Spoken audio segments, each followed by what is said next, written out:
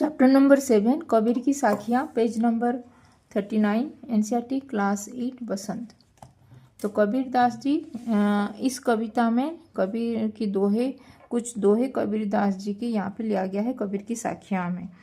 कबीर घास न निंदिए जो पाँव ताली होई, उड़ी पड़े जब आँखी में खरी दुहेली होई। कबीर घास न निंदिए जो पाँव ताली होई, उड़ी पड़े जब आँखी में खरी दुहेली होई। तो इस दोहे में कबीरदास जी कह रहे हैं कि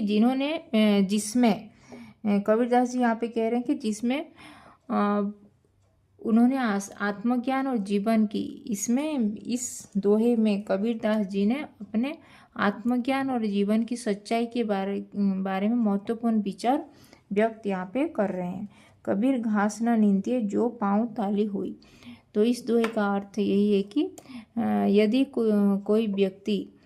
यदि किसी व्यक्ति को सही ज्ञान और समझ ना हो तो वह अपने अनुभव को भी गलत तरीके से समझ सकता है। अगर उसका ज्ञान सही नहीं है, समझ सही नहीं है, तो वो उसके अनुभवों को भी गलत तरीके से समझ सकता है। जैसे अगर घास को किसी व्यक्ति को दिया जाए तो वह उस घास से ताली यानी कि संगत की ध्वनि की ताली यानी कि ताली की ध्वनि की उम्मीद करता है, जो बिल्कुल गलत है।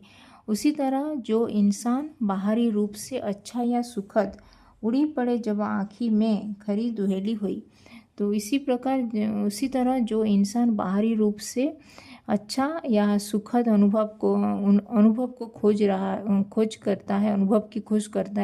कर रहा है, तो लेकिन उसकी अंतरात्मा में सच्चाई और ज्ञान नहीं है, वह हमेशा भ्रमित रहेगा। तो यहाँ पे उड़ी पड़े जब आँखी में खरी दुहेली हुई, तो उड़ी पड़े जब आँखी में खरी दुहेली हुई, इस वाक्य में कबीरदास जी कह रहे हैं कि जैसे आँखों में धूल उड़ने से आँखों की दृष्टि खराब हो जाती है। जब कोई तिनका आँख में चला जाता है तो आँखों की दृष्टि थोड़ा ऐसे डगमगा जाता है, उसको अंधेरा छा जाता है। वैसे ही जब व्यक्ति को सच्चा ज्ञान और समझ नहीं होता, तभी उसकी समझ में भी उलझन और भ्रम, जिससे उसके समझने में उसको भ्रम पैदा हो जाता है। यहाँ पे संत कबीरदास जी यहाँ पे संदेश दे रहे हैं कि बाहरी चीज़ों के पीछे न भागे, क्योंकि बाहरी सुख और अनुभव अंततः केवल भ्रम देते हैं। असली शांति और सच्चाई केवल ज्ञान, आत्म समझ यानी कि खुद को समझना यानी कि सेल्फ रियलाइजेशन और ईश्वर की सच्ची भक्ति में ही प्राप्त हो सकती है। तो इस दोहे में ये सब कबीरदास जी संदेश दे रहे हैं।